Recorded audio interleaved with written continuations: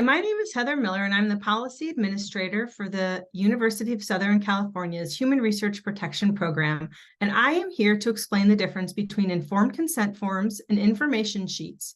This presentation is intended for students like doctoral, master's, and honors thesis students who are conducting human subjects research and want to know which form that they should use.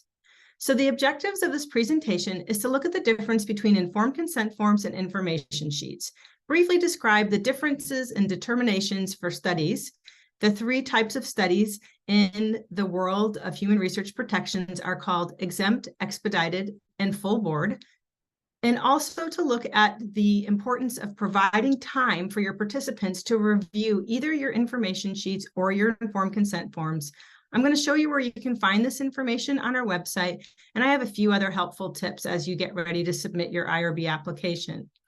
So informed consent forms are something that have mandated sections. They have like headings that are mandated by the federal government that must be filled out. Informed consent forms are required for any study that is submitted to the IRB that is either expedited or full board, meaning that the risk level is that there may be some risk involved. This is a federal regulation that we have to follow.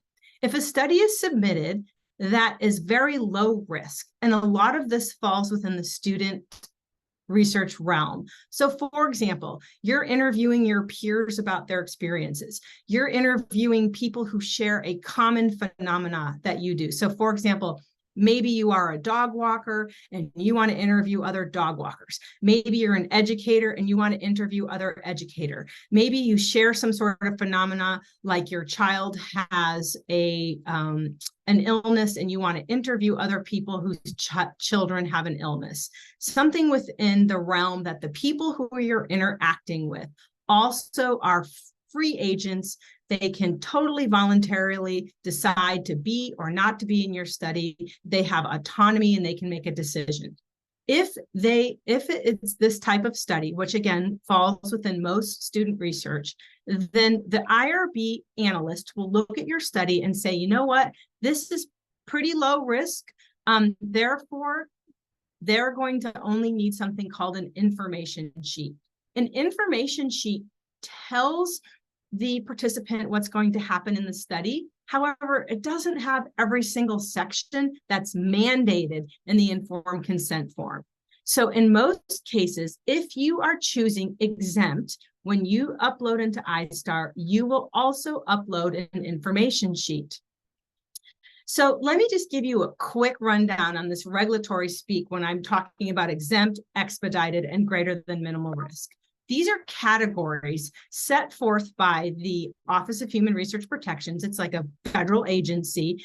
And exempt means that a study comes in and an IRB trained professional person looks at it. They evaluate the risk and they say, okay, this study is exempt from most of the regulations, or maybe all. They'll look at it and decide.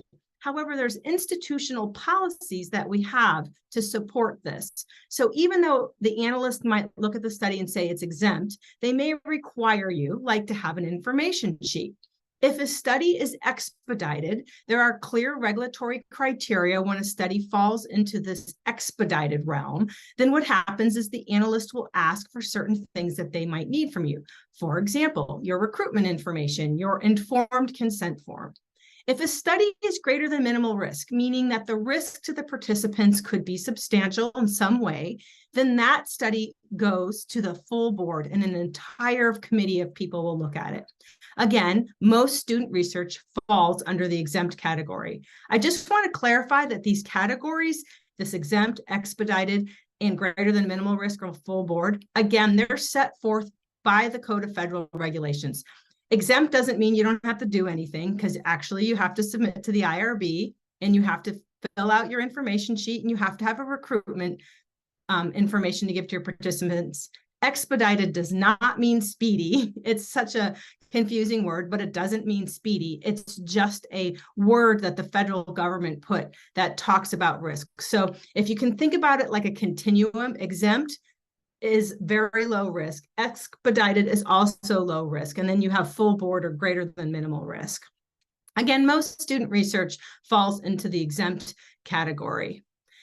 So when you're thinking about what you're going to need to do, if your study is expedited, you will have to do the informed consent form. If your study is exempt, you will have to do an information sheet. So just again, in a nutshell, these are different forms that you'll need to prepare prior to submitting to the iStar system.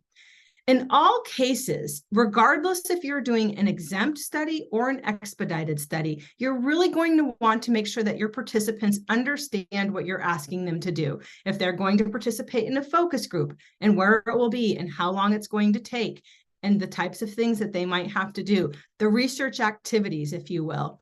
This will allow you to build that time into your process. If you're going to interview, it allows the participants to read the information. It allows them to ask you questions about the study. It's a really important part of the process when you're going to interact with human participants. And here at USC, we're really passionate about making sure that the research participants are fully informed about what they're getting into.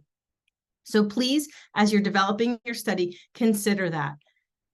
Where will you find this information? You'll find it on our website under forms and templates. Again, most students will be using the information sheet for exempt studies. And you're going to also notice that the consent and information sheet, they're right there. You'll be able to find them on our website. Please always go to our website because sometimes we have to make little updates based on regulations or best practices. So please always go to our website for the latest and greatest information.